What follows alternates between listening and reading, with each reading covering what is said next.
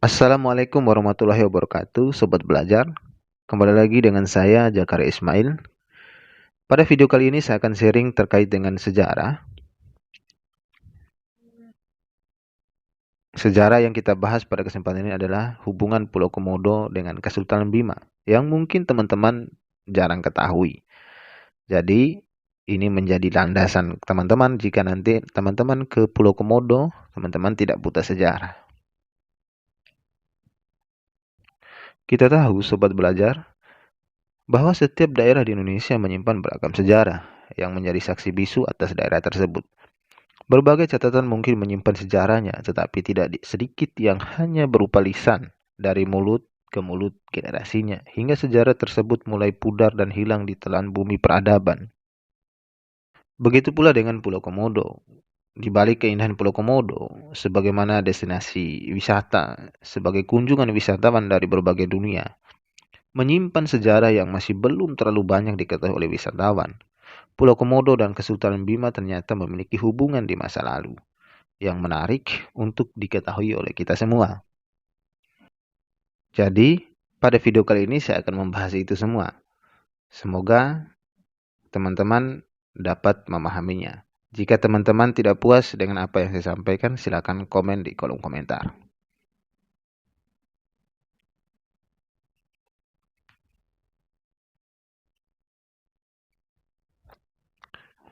Secara administrasi, saat ini Kecamatan Pulau Komodo termasuk dalam wilayah Kabupaten Manggarai Barat, Provinsi Nusa Tenggara Timur. Kecamatan Pulau Komodo memiliki 17 desa yang meliputi Batu Cermin, Compang Longgo, Golo Bilas, Golo Mori, Golo Pongkor, Gorontalo, Pulau Komodo, Macang Tanggar, Ngorang, Pantar, Papagarang, Pasir Tanjung, Pasir Putih, Saraya, Maranu, Tibu Nampar, Wae Kelambu, Warloka, Watunggelek, dan Labuan Bajo. Luas Kecamatan Pulau Komodo meliputi darat dan laut sekitar 769,9 atau sekitar 8,13% dari luas total Kabupaten Manggarai Barat yang sebesar 9,450. Dengan ibu kota Kecamatan Pulau Komodo adalah Desa Labuan Bajo sekaligus sebagai ibu kota Kabupaten Manggarai Barat.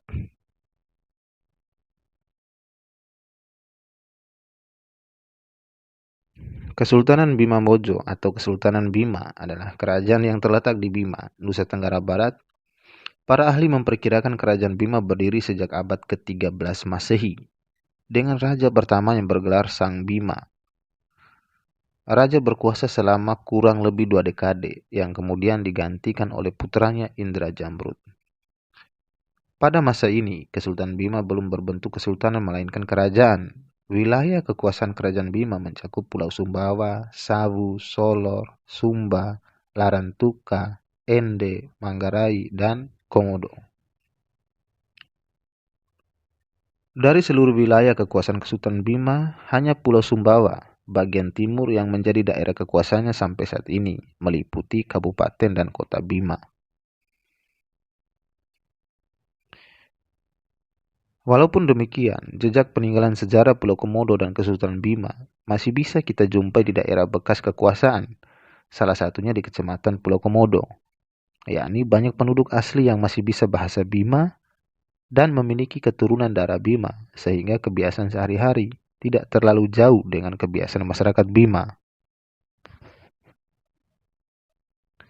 Pada masa pemerintahan Raja yang ke-27 yang bergelar Rumata Batawadu, menurut Bo atau catatan lama Istana Bima, menikah dengan adik dari istri Sultan Makassar Alauddin bernama Daeng Sikontu, putri Karaeng Kasuarang. Ia menerima dan memeluk agama Islam pada tahun 1050 Hijriah atau 1640 Masehi. Kemudian, raja atau sengaji Bima tersebut digelari dengan Sultan, yakni Sultan Bima I. Beliau inilah yang nama Islamnya menjadi Sultan Abdul Qahir.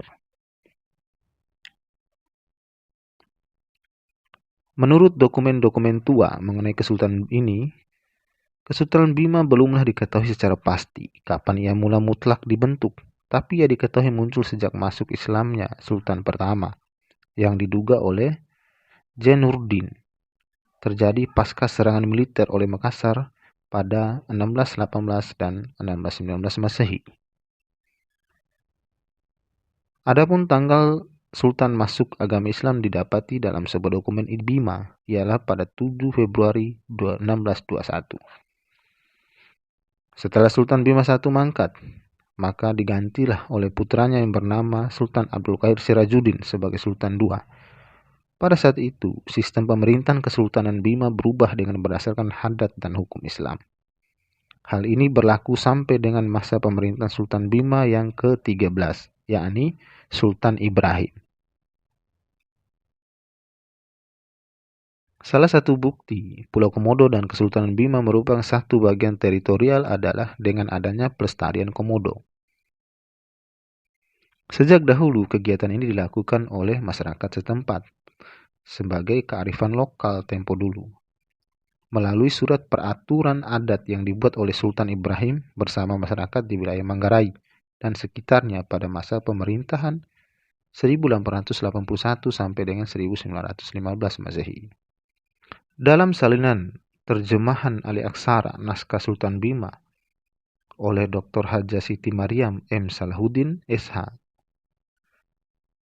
membaca arsip dari Residen Timur dan daerah takluknya tertanggal 30 Desember 1914,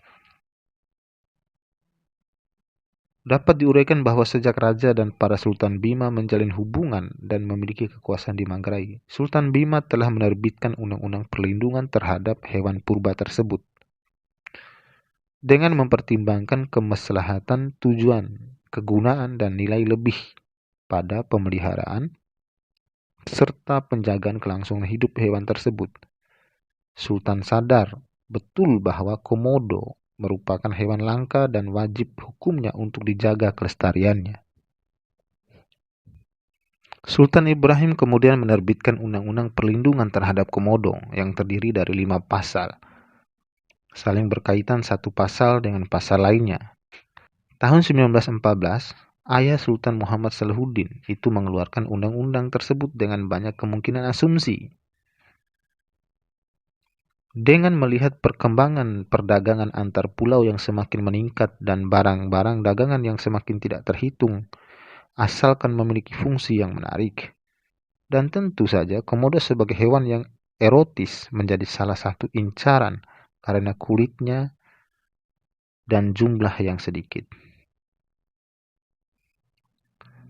Dalam naskah Undang-Undang Perlindungan Komodo, Sultan Ibrahim memerintahkan kepada semua masyarakat yang berada dengan komunitas komodo untuk membiarkan hewan tersebut hidup secara bebas dan melarang memburu apalagi merusak sarang dan semua tindakan yang akan mengancam kelangsungan habitat komodo. Hal ini tertulis dalam pasal 3 yang menyatakan menangkap atau membunuh binatang tersebut. Dalam pasal 1 yang berada di atas atau di dalam rumah atau di atas pekarangan rumah yang bersangkutan maupun tempat-tempat tertutup terhadap penghuni rumah dan pengguna tanah dan pihak ketiga dengan persetujuannya dibebaskan. Pengecualian yang sama berlaku untuk mengambil, merusak, atau mengganggu sarang-sarang binatang yang ada di sana.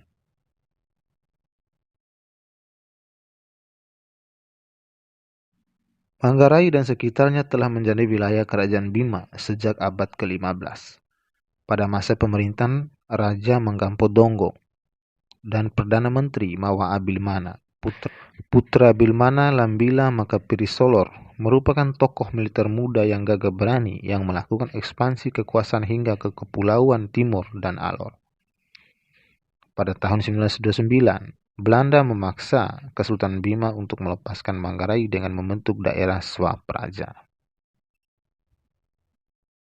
Itulah Sobat Belajar, asal-usul sejarah Pulau Manggarai dan Kesultanan Bima yang saling berhubungan. Semoga informasi ini bisa menambahkan rasa penasaran Sobat Belajar untuk segera mengunjungi pulau eksotis yang bisa dikunjungi bersama paket wisata Labuan Bajo Tour.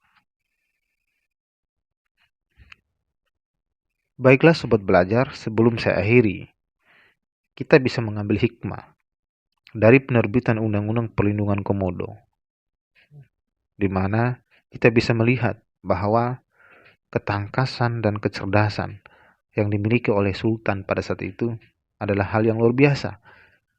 Ia mampu membaca bahwa hewan tersebut adalah sesuatu yang menarik dan langka. Hingga saat ini, walaupun Pulau Komodo bukan lagi wilayah daripada Kesultanan Bima, tetapi buah daripada adanya Pulau Komodo dan adanya hewan komodo yang terjaga dari dulu telah meningkatkan ekonomi masyarakat Pulau Komodo, lebih khususnya di Manggarai Barat. Ini berarti teman-teman bahwa sebagai pemimpin kita mesti menjadi orang yang progresif. Baiklah sobat belajar, akhir kalam saya ucapkan billahi taufik wal hidayah. Wassalamualaikum warahmatullahi wabarakatuh.